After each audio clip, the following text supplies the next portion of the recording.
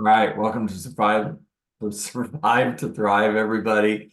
Happy Tuesday, and let's get started. All right, today we're going to talk about using prospecting as a form of lead generation in order to hit our goals. And we're going to talk about a three-step process. So we'll start with this. You're making calls. The purpose of the call is to schedule an appointment. Now, you start by having a standard. Let's say my standard is I'm going to have 20 prospecting calls a day. I'm calling for sell by owners. I know the glare on that is making it hard to see. Sorry about that. There, that helps. I'm making 20 prospecting calls for sell by owners, expired listings, circle prospecting. And maybe this is new for you. I get it. Maybe it's uncomfortable. I get it. And in today's market, with the shift that we've seen, the phone's not ringing. We're not getting those incoming leads. So we have to get more proactive in order to go out and find potential sellers. And we're going to do that by prospecting for sell by owners, expired listings, circle prospecting. And in addition to a standard of having 20 conversations a day, we also have a standard of finding one new person every single day who's looking to buy or sell. I was meeting with Emma yesterday. Emma, I think you're on this call. I think I saw you. And Emma went out and knocked on doors. I want to say she knocked on 33 doors. She had 8 conversations and she got 1 seller lead. Listen to that. 33 doors. Now, knocking on 33 doors in 90-degree heat, is that fun? Is it comfortable? Knocking on a stranger's door, is that fun? Is that comfortable? Who the heck is going to answer the door on the other side? Are they going to be nice to you? Are they going to be mean to you? Is the dog going to come running out of the front door and barking at you? Who knows? But here's the thing. She got 1 seller lead by doing that. That's amazing. Now, your job is to hit that daily standard, find 1 new seller every single day who is thinking of selling their home. The purpose of the call is to get an appointment. Please write that down. Now, the purpose of the appointment is to build a foundation to follow up from. It is also to look for motivation and look for frustration. So let's talk a little bit about what that looks like. Before I go on the appointment, I know I have 3 goals. I want to convey that I care about them, they can trust me, and I know what I'm doing. Those are the 3 things that you need to convey in order to earn the opportunity to be their agent. So I am going to make sure that I call ahead of time and confirm the appointment. I'm dressed professional. I knock on the front door at 4 p.m. My appointment's at 4 p.m. And Beth answers the door. Hi, Beth. My name's John Dietz. We had an appointment today at 4 and it's 4 p.m. May I come in? Now, as I'm touring Beth's home, I'm carrying a notebook and a pen, and I'm taking lots of notes. I'm conveying I care about you. If you don't write anything down, why are you there? Well, to the seller, you're there to get a commission check. That's the only reason you're there. You're speaking with commission breath and you're conveying, I don't care about you. You can't trust me. The only reason I'm here is because I want you to list your house with me. If you don't ask any questions, what are you conveying? Well, you're not conveying that you care about them or that they can trust you. So as I tour your home, I'm going to ask lots of questions. I'm going to take lots of notes, and please write this down. I'm enthusiastic about the opportunity and I like your home. This is not a time to go through their property and point out everything that's wrong with their home. This is a time to like their home. Now, if there's updates that need to be met, that's super quick and easy.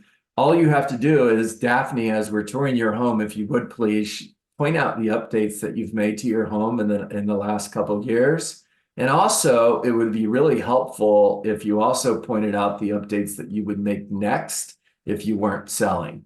Now, what I've done is I've given Daphne permission to tell me what needs to be updated versus me telling her. So we walk into the purple room with pink carpet and if you like that, sorry. And Daphne would say, well, this is my kid's room. And if we were staying, they're older now. So we would paint and we would replace the carpet. And she'd probably follow that up by asking me, what do you think? And my response would be, I would.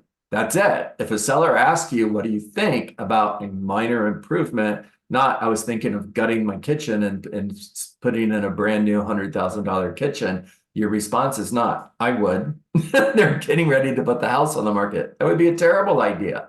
But if they say, I was thinking of painting this room and putting in new carpet, your simple response is, I would. Now, look for motivation. Just out of curiosity, when your home sells, where are you moving to, Emma? What's important about moving to Atlanta? How soon would you like to be there? These are connection questions. Another question that I would ask, now this is looking for motivation, would simply be, hey, Brian, just out of curiosity, if the market rejects $450,000, what's plan B? Now I'm looking for motivation. If I hear, well, I don't really care, if I don't get 450, I'm not selling my home, then he might not be a very motivated seller. If I hear, well, I'm moving to Atlanta to start a new job, so I have to sell, I've got a motivated seller. All right, simple questions. Now, the best way for you to end the conversation in order to decide and discover what's your next step is the exit conversation at the front door. And if it's a for sale by owner, I'm simply going to ask 2 questions. So before I leave, Charlene, would it be okay if I ask a couple of questions? Charlene says, yes. Great. First question, in my experience, whenever someone is selling their home by owner, they have a game plan for how long they're going to sell by owner, Megan, before they hire a professional like me. All right, quick pause. Pay attention to the embedded commands. They're everywhere. All right. They have a game plan for how long they're going to sell by owner before they ... hire a professional like me. ...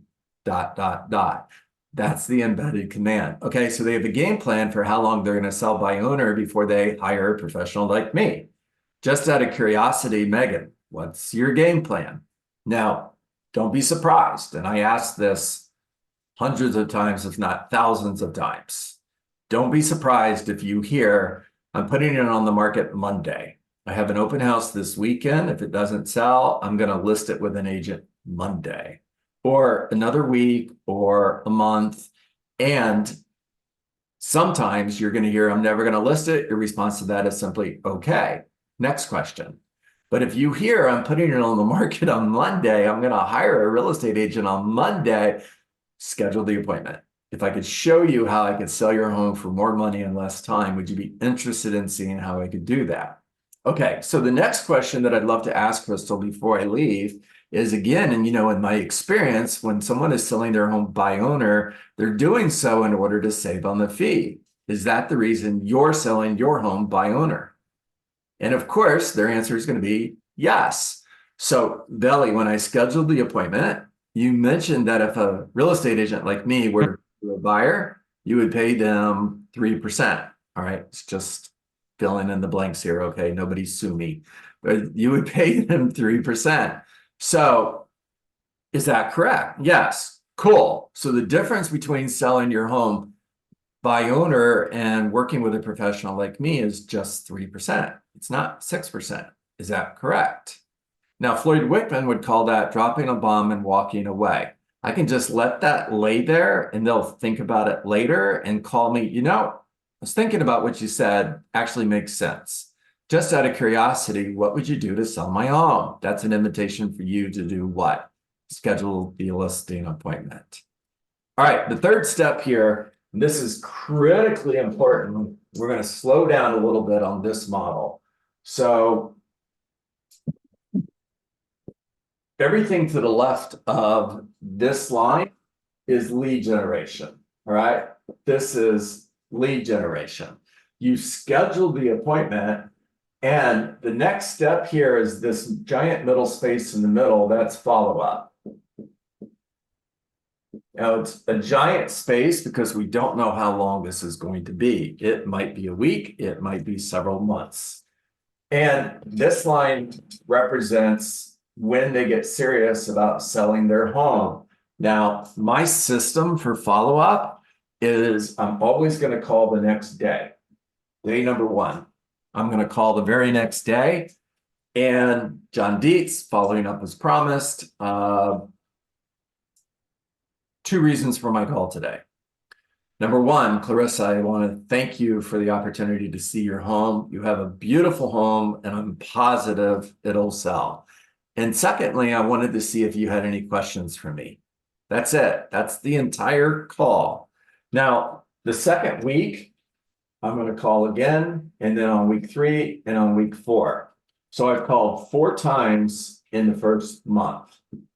Now, after that, I'm going to call every other week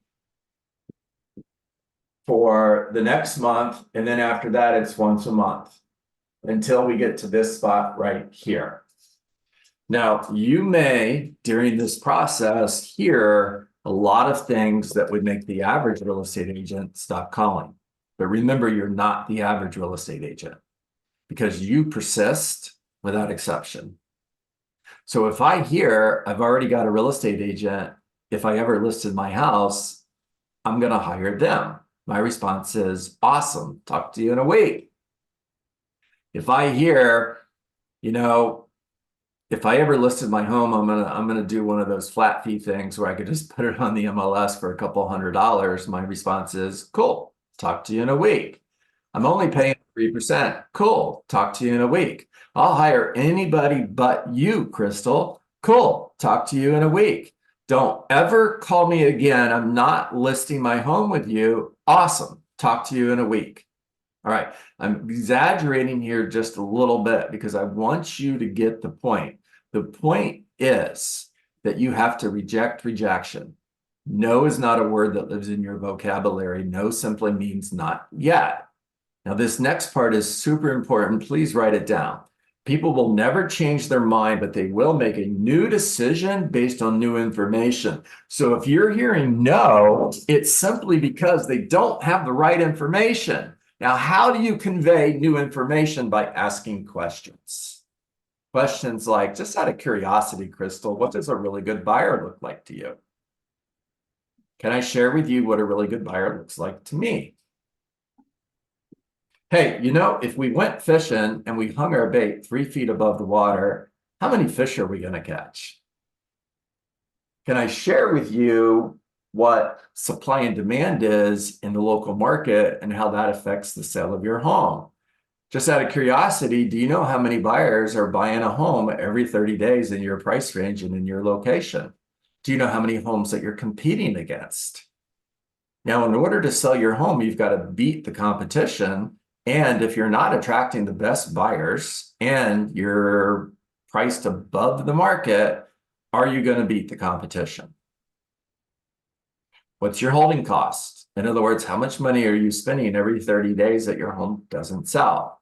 You know, mortgage, taxes, insurance, HOA fees, all those things. How much money are you spending not to sell your home? Hey, just out of curiosity, has anybody asked you if you would do owner financing? How about lease with an option to purchase? Do you know why you're getting those questions? You basically have a sign in your front yard that says, if you can't get a mortgage, call me.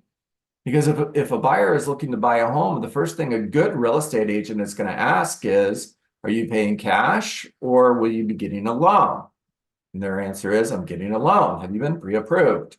No. Well, let's make sure that let's get that taken care of so that when we write an offer, we know that you have a pre-approval. You hear back, this buyer cannot buy a home. In other words, they can't get pre-approved. So if a buyer can't get pre-approved and they're not working with real estate agents, who are they going to call? Well, the only option is for sell by owners.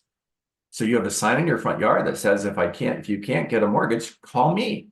That's why you have people asking you if you'll do owner financing or lease to purchase. All right. Persist without exception. Pay close attention to every single word of this, please. Today, I choose to persist without exception. Everybody persists. I'll have people tell me, John, I'm persistent. What are you talking about? I persist. My answer is, yeah, everybody does until they don't. What you're looking for is not persistence. You're looking for persistence without exception. I know the outcome I desire. I hold fast to my dreams. I stay the course. I do not quit. I will persist without exception. I will continue despite exhaustion. When Emma was out knocking on doors, 33 doors in 90-degree heat, do you think she got exhausted? Emma, raise your hand if it was hot. Raise your hand if you got tired. Raise your hand if you wanted to quit. Now, here's a question I don't know the answer to. I do know you talked to 8 people, and I know you got one lead. Was it the first person you talked to? Was it the second person you talked to? Or was it the 8th person you talked to? It was the 7th. I know it. So here's what I want you guys to hear. What if she would have stopped at number 6? What if she would have said, I'm hot. I'm done. I came close enough. And she went home. She wouldn't have had the 7th conversation that is turning into a seller listing. And here's the worst part about it. She never know. She never know that she missed the opportunity because she simply didn't have the conversation. Your mindset every day should be one more, because the next one could be the one. How do you know it's not? All you can do is all you can do. And all you can do is enough. When you do, all you can do. All right, average people accept exhaustion as a matter of course. I do not. Average people can compare themselves to other people. That is why they are average. I compare myself to my potential. I am not average. I see exhaustion as a precursor to victory. By persisting without exception, my outcome, my success is assured.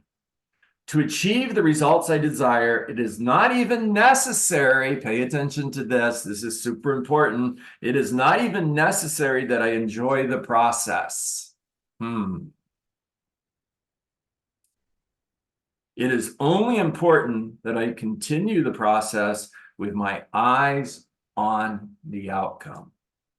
A sailor who fearfully watches storm seas lash his vessel will always steer an unproductive course. But a wise and experienced captain keeps his eyes firmly fixed upon the lighthouse. He knows that by guiding his ship directly to a specific point, the time spent in discomfort is lessened, and by keeping his eye on the light, there never exists 1 second of discouragement. My light, my harbor, my future is within sight. In the video before we got started today, Andy talked about the score at halftime. Here's the thing about halftime.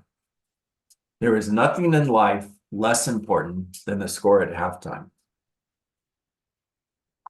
Wherever you are right now in your life, good or bad, it's halftime.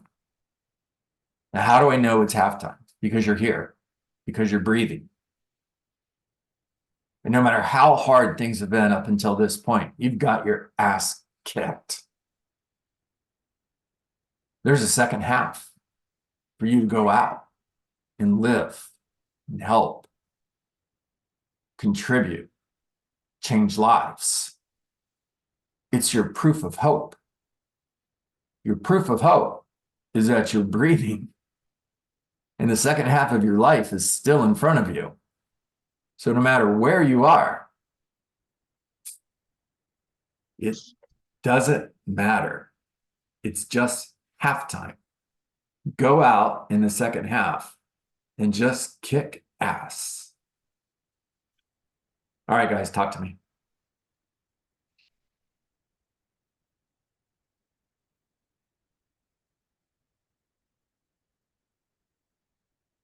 Hey, like going to the gym, do not stop until you see the results. There you go.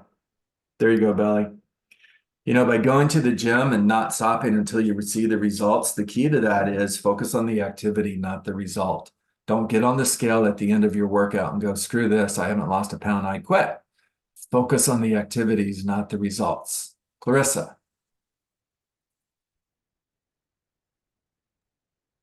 This is actually right on time, John, because Always. you know, it's so I'm looking at my productivity coach, Miss Tara, is forcing us to turn our 411 in, you know, our GPS and 411 in Yeah. every week now. Yeah. And I'm not meeting my goal. And it was like, oh, here I go again. Really starting to question myself. But then I say, you know what? When you said, when Andy said, you know what, the score doesn't matter at halftime.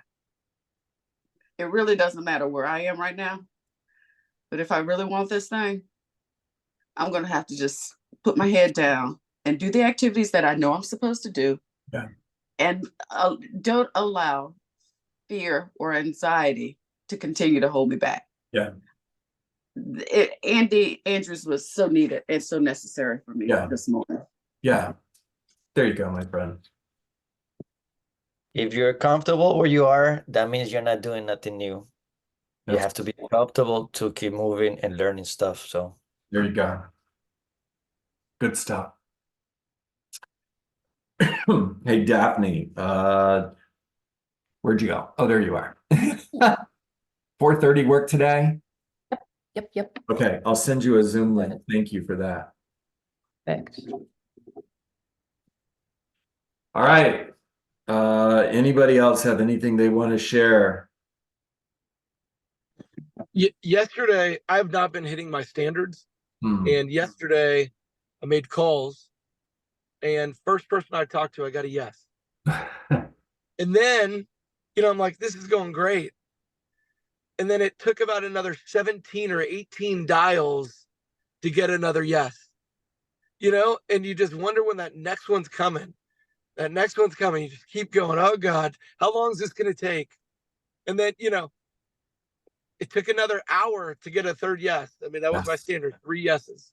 But it's just so ironic that your topic today was about that, because I lived it yesterday, last night.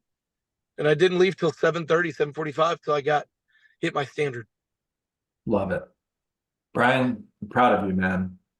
Really am. Thank you for being here. Absolutely. Darren, talk to me. Hey guys. So this is a little bit different, but yesterday I was relaxing on the couch here and I was looking at, and I saw this video pop up of a guy that was like insanely in shape. I mean, this guy had muscles on muscles, and he was running though.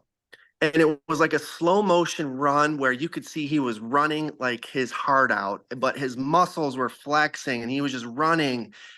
And I thought to myself, I'm like, are you living life at the most, at that level? Are you running your business? Are you with your family at that level?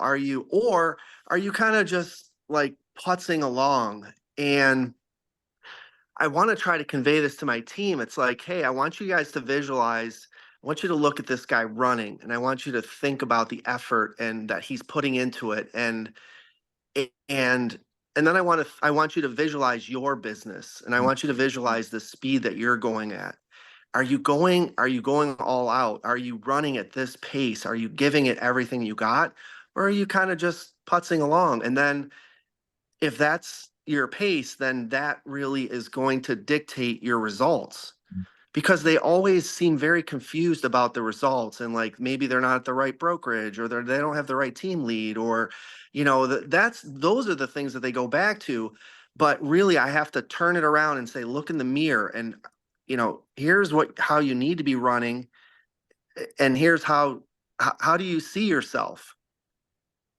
So I'm going to use that picture in my brain all the time, and I'm going to think, okay, how do I want to run today? Am I going to be that guy, or am I going to be the guy that's just kind of, moseying along? And so that's my quote of the day. There you go.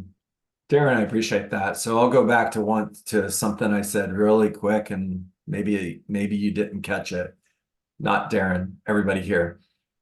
All I can do is all I can do. And when I do, all I can do is enough. So here's the question you should be asking yourself at the end of every day. Did I do all I can do? Now, if the answer is yes, awesome. Congratulations. You won the day. Now get up the next morning and do that again. And when you win the day, day after day, week after week, month after month, the destination is assured. It always is. All right, everybody, make it a great day.